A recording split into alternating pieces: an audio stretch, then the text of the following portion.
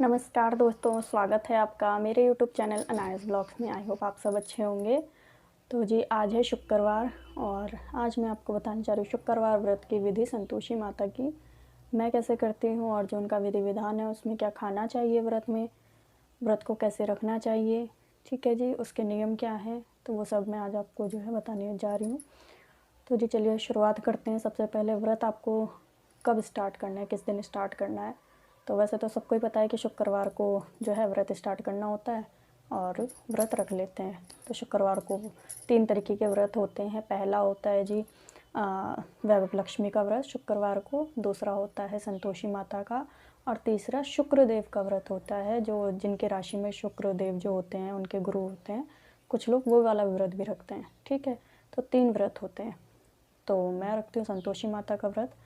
तो मैं आपको पहले बता देती हूँ व्रत आपको कब स्टार्ट करने हैं, किस महीने में। जैसे कि आप अगर जनवरी में स्टार्ट कर रहे हैं या फरवरी में भी स्टार्ट कर रहे हैं, जिस भी महीने में आप शुरू कर रहे हैं, तो शुक्ल पक्ष का आपको ध्यान रखना होता है।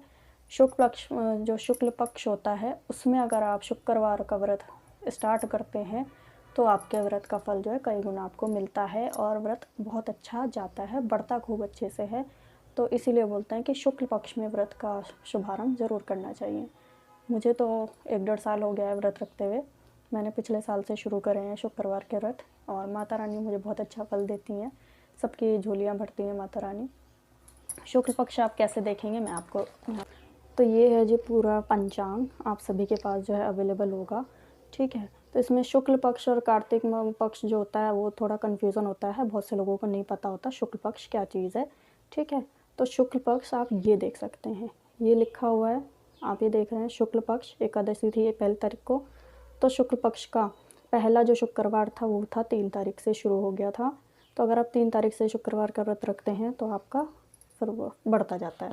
मार्च की बात करें तो मार्च में भी आप देख सकते हैं शुक्रवार आपका 3 तारीख का पड़ रहा है, ठीक है जी। तो आप इस तरीके से शुक्रवार का व्रत, कोई सा भी व्रत आप शुरू करते हैं तो शुक्ल पक्ष का ध्यान रखें। यह है शुक्ल पक्ष और यह है कार्तिक पक्ष। जहाँ ये छोटा सा का बना हुआ है ना, ये कार्तिक वो होता है, ये शुक्ल पक्ष है। तो इस चीज़ का ध्यान रखते हुए व्रत का शुभारंभ करें तो बहुत ही अच्छा फल आपको मिलता है। ये समझाने के लिए मैं आप लोग आपको व्रत कब से स्टार्ट करने हैं, व्रत आपको शुक्ल पक्ष से स्टार्ट करने हैं, ठीक है। उसके बाद जी मैं आपको बता देती हूँ व्रत का विधि जो है। व्रत की विधि इस तरीके से है कि सुबह आपको ब्रह्म मुहूर्त में उठना है। व्रत में जल्दी उठा जाता है तो सभी को पता है।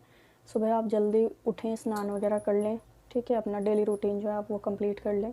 तो जितनी जल्दी हो सकें आप उठ जाएं। 3 बजे से 5 बजे तक लेकर ब्रह्म मुहूर्त रहता है, अगर आप उठ जाएं तो ज़्यादा अच्छा है। 4 साढ़े 4 तक भी उठ जाएं। उठ के आप स्नान वगैरह करके अपनी पूजा की तैयारी करें। पूजा के लिए आपको जो सामग्री चाहिए होगी वो चाहिए आपको सबसे पहले एक लाल कपड़ा, कपूर, लौंग और जी मौली हो गई, चावल, टीका, रोली, एक माता रानी के लिए चुनरी छोटी सी, जैसे कि आप तस्वीर लेते हैं तो, और एक तस्वीर, इतनी साइज़ की तस्वीर लें। मूर्ति ना लें, मेरे हिसाब से तस्वीर लें, क्योंकि तस्वीर में जो है इधर गणेश जी रहते हैं और पार्वती जी शंकर जी भी बने रहते हैं और बीच में संतोषी माता रहती है और नीचे जितने भी रहते हैं गाय माता वगैरह सब बनी रहती हैं। तो मेरे हिसाब से एक छोटी सी तस्वीर लें, बहुत बड़ा साइज़ नहीं, छोटा इतना साइज़ लें। उनको उठाने के लिए उसी साइज़ की छोटी सी चुनरी ले लें, ठीक है। देसी घी का दिया जलता है तो देसी घी ले लें, रुई ले लें, ठीक है जी। उसके बाद जी आपको जो है गुड़हल का फूल ज़रूर लेना है, लाल फूल गुड़हल का, या फिर आपको जो है गुलाब का फूल लेना है। तो हो सके तो कोशिश करें गुलाब का गुड़हल का फूल ज़रूर हो। मैं गुड़हल के फूल चढ़ाती हूँ, तो कोशिश करें कि गुड़हल के ही फूल हों। उसके अलावा अगर नहीं मिल पाते हैं तब बात अलग है कि आप कोई सा फूल जो है चढ़ा सकें, ठीक है। और भोग के लिए आपको चाहिए गुड़ और चना, ठीक है जी। जितनी आपकी सामर्थ्य हो, ज़रूरी नहीं है आप अब ढेर सारा लेके बैठ जाएं। तो एक कटोरी ले लीजिए, कटोरी में कुछ टुकड़े उसके डाल लीजिए आप गुड़ के, चना पूरा भर लीजिए, ठीक है। तो इस तरीके से आपको गुड़ चना लेना है एक कटोरी में। 1 लोटे में आपको जल लेना है। मैंने पहले भी एक वीडियो बनाई हुई है जिसमें मैंने दिखाया है कि मैं कैसे कैसे कर रही हूँ। फिर भी कुछ लोगों के क्वेश्चन आ रहे थे कि दीदी आप किस तरीके से रखते हो, एक बार प्लीज़ हमें दोबारा बताएं। तो इसलिए मैं ये वीडियो बना रही हूँ। अनाया को खांसी हो रही है, सो रही है अभी, उसकी तबीयत भी ठीक नहीं है, तो थोड़ा सा परेशान हो रही है, तो अभी सुलाया उसको मैंने। तो आपको 1 लोटा जल लेना है। जल के ऊपर आप रखेंगे गुड़ और चने की कटोरी, ठीक है जी। ये माता रानी का भोग होता है। और 2 केले ले लीजिए प्रसाद में। तो ये सामग्री आपके पास होनी चाहिए। तो उसके बाद ये सामग्री इकट्ठी कर लीजिए। सुबह आप नहा धो लिए हैं, अपने मंदिर में जाएंगे, पूजा स्थान को खूब अच्छे से साफ़ करेंगे, अपना घर बढ़िया करके साफ़ करेंगे, खुशबू आनी चाहिए घर में, ठीक है। उसके बाद एक आप लकड़ी का पटरा रख लीजिए। लकड़ी का पटरा नहीं है तो गोबर लीप लीजिए, ऐसे करके ना चकोर करके गोबर लीप लीजिए। उसके ऊपर लाल कपड़ा बिछाइए, पटरे के ऊपर, या गोबर आपने लीपा है तो उसके ऊपर लाल कपड़ा बिछाइए। उसमें माता रानी की तस्वीर को विराजमान कीजिए, ठीक है जी। उसके बाद सबसे पहले आपको जो है स्नान कराना होता है। तो 2 आम के पत्ते लेंगे। आम के पत्तों सबसे पहले गणेश जी को आप स्नान कराएंगे, माता पार्वती जी, शंकर जी को स्नान कराएंगे। उसके बाद आप संतोषी माता को स्नान कराएंगे, ठीक है। सबसे पहले गणेश जी की पूजा, पार्वती जी, शंकर जी की पूजा, उसके बाद संतोषी माता की पूजा। इनको स्नान कराने के बाद उसके बाद आप दिया जलाएंगे देसी घी का। दिया जलाने के बाद आगे का प्रोसेस शुरू करेंगे। उसके बाद आप तिलक लगाएंगे। गणेश जी को रोले का तिलक लगाएंगे, पार्वती जी को रोले का तिलक लगाएंगे, और शंकर जी को आप चंदन का तिलक लगाएंगे, ठीक है। शंकर जी को कभी भी रोले का तिलक नहीं लगाना चाहिए, हमेशा उनको चंदन का ही तिलक लगाना चाहिए, पीला चंदन जो होता है। उसके बाद संतोषी माता को आप चंदन लगाएंगे। और तस्वीर में जितने भी नीचे बने हुए हैं, कुछ उद्यापन कर रही हैं लड़कियां, लड़के बैठे हुए हैं, और लकड़हारा लकड़हारनी की जो कहानी आप पढ़ते हैं वो भी उसमें बने हुए होते हैं, सबको तिलक लगाएंगे आदरपूर्वक, ठीक है। सबको प्रणाम करेंगे। तिलक लगाने के बाद उसके बाद आपको जो वस्त्र अर्पित करने हैं गणेश जी को, तो मौली को तोड़ लीजिए और ऐसे 2-4 धागे गोल करके वस्त्रम समर्पयामि।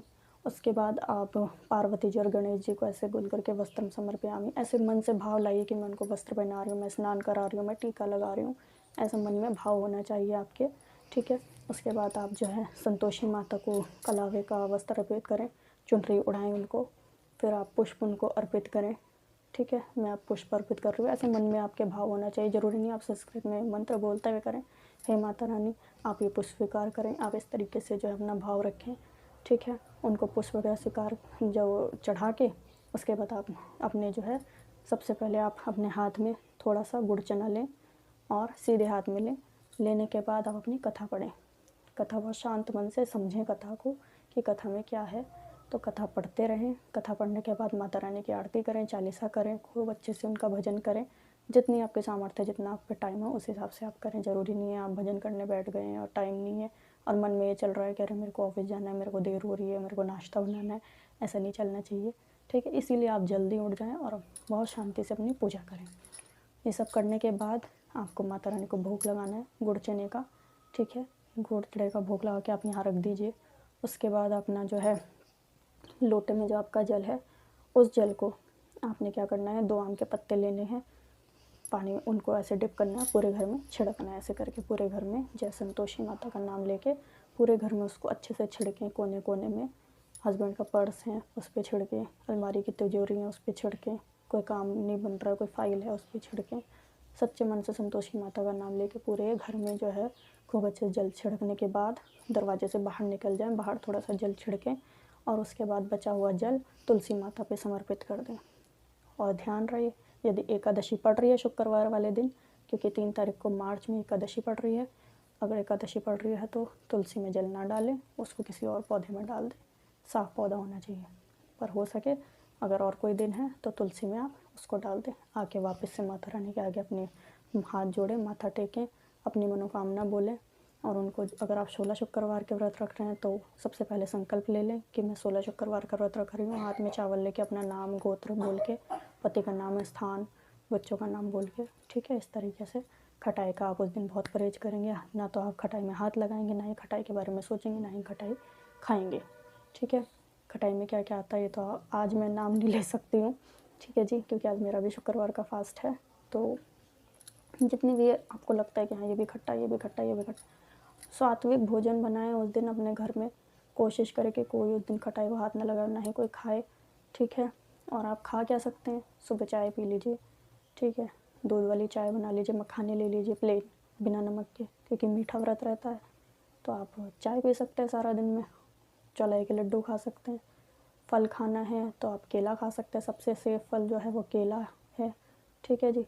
उसके बाद आप अगर कुछ और सोच रहे हैं कि भूख लग रही है कुछ है तो जाहिर सी बात है चाय पी लीजिए, मखाने खा लीजिए, क्योंकि इस व्रत में कोई ऑप्शन ही नहीं है कि आप कुछ और क्या खाएंगे, ठीक है। और ना ही इतना टाइम होता है, एक तो व्रत रखा हुआ है, ऊपर से हम लगे हैं रसोई में, कभी कुछ बना रहे हैं, कुछ बना रहे हैं। अरे व्रत हुआ है, व्रत है, कोई त्योहार थोड़ी हो रहा है कि हाँ आज ये बना के खाएं, अब ये बना के खाएं, अब ये बना के खाएं। ठीक है जी। तो व्रत पूरी श्रद्धा से रखें, जितना हो सके अपना निर्जल रहें। नहीं रहा जाता है बहुत से लोगों से, तो चाय पी लीजिए, पानी पी लीजिए, केला खा लीजिए, मखाने खा लीजिए, पर बिना नमक के। ठीक है। मीठा खाना चाहते हैं मीठा खा लीजिए, आलू का हलवा बना लीजिए मीठा, ठीक है, चीनी डाल के। और सरसों का तेल इस्तेमाल कर सकते हैं, देसी घी है तो देसी घी में बनेगी, सरसों का तेल है सरसों के तेल में बना लीजिए उसको अच्छे से पका के। ठीक है। बहुत ज़्यादा भूख लग रही है तो दिन में आप ये ऑप्शन ले सकते हैं कि आप आलू का हलवा खा लीजिए। ठीक है। मेरा तो अभी पूरा टाइम निकल गया है, मेरे को बहुत टाइम हो गया था, मुझे तो भूख वगैरह ज़्यादा नहीं लगती है तो मैं चाय वगैरह पी लेती हूँ। ठीक है जी। व्रत है, झूठ नहीं बोलना चाहूँगी, अपना चाय पी लेते हैं हम लोग। ओके जी। उसके बाद आपको शाम का टाइम हो जाता है। ठीक है। सारा दिन में आपको किसी की चुगली नहीं करनी है, किसी के बारे में बुराई नहीं करनी है, ना ही किसी के बारे में बुरा सोचना है। ठीक है। मोहल्ले पड़ोस में जाके बैठते हैं, कहीं बैठते हैं, बुराइयाँ होती हैं, ना ही किसी की चुगली सुननी है, ना ही किसी की चुगली करनी है। अपने घर में रहें, माता रानी का भजन करें। ठीक है। अपने बच्चों में रहें, ना ही ऊँची आवाज़ में बात करें, ना ही किसी को कुछ बोलें गलत अपने मुँह से। ठीक है। उसके बाद जी आप अपना शाम का टाइम हो जाएगा, माता रानी के लिए भोग बनाएं। माता रानी के लिए आप खीर बना सकते हैं भोग में। ठीक है। मखाने की खीर हो गई, चावल की खीर हो गई, क्योंकि व्रत खोलने का टाइम है तो आप कुछ भी चावल की खीर माता रानी को पसंद है तो वो डाल सकते हैं, वो बना सकते हैं। खीर में आप भूल के भी ड्राई फ्रूट में किशमिश ना डालें। ठीक है। आपको पता है किशमिश थोड़ी सी जो है खट्टी होती है, तो वो ना डालें आप। तो इस तरीके से फिर आप माता रानी को शाम को भोग लगाएं। भोग लगाने के बाद हाथ जोड़ें। सूर्य अस्त तक का जो है व्रत होता है, सूर्य अस्त हो जाए तो तुरंत आप भोग बना के माता रानी को लगाएं और अपना व्रत खोल लें। ठीक है जी। शाम को भी आपने कोई नमक नहीं खाना है, चाहे आप फीका भोजन कर लीजिए या फिर आप मीठा करिए, नमक नहीं खाना है। ठीक है। आप प्लेन पूरी बना लीजिए, चाय के साथ खा लीजिए। और शाम का तो ऑप्शन नहीं है ना, या गुड़ की रोटी बना लीजिए, चीनी की रोटी बना लीजिए। सबसे बढ़िया ऑप्शन तो है कि आप पूरी बना लीजिए प्लेन, और क्या नाम है, चाय के साथ खा लीजिए डिप करके। ठीक है। तो व्रत थोड़ा कठिन होता है, पर इसका फल भी बहुत अच्छा मिलता है। सच्चे मन से रखेंगे तो फल भी मिलेगा। ठीक है। कथा पढ़ेंगे तो कथा में आपको पता लगेगा इसका फल क्या क्या है। मन में शांति रहती है। जैसे कि मेरे को तो बहुत ज़्यादा ना पहले बहुत टेंशन रहती थी, ये कैसे होएगा, ये कैसे होएगा, ये कैसे होएगा, पर माता रानी की कृपा से अब मन में इतनी सी भी टेंशन नहीं है, इतनी सी भी चिंता नहीं है, सब मैंने उन पे छोड़ दिया। मेरा घर पता नहीं कैसे चल रहा है, मुझे नहीं पता, पर हो जाता है सब कुछ। कुछ चीज़ हमारी रुकती नहीं है, माता रानी की कृपा से सब होता चला जाता है, सब होता चला जाता है, सब होता चला जाता है, और हमें पता ही नहीं लगता।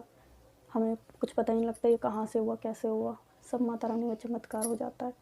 तो बस जी माता रानी पर भरोसा रखें। शुक्रवार का व्रत संतोषी माता का कैसे करना है ये मैंने आपको बता दिया है।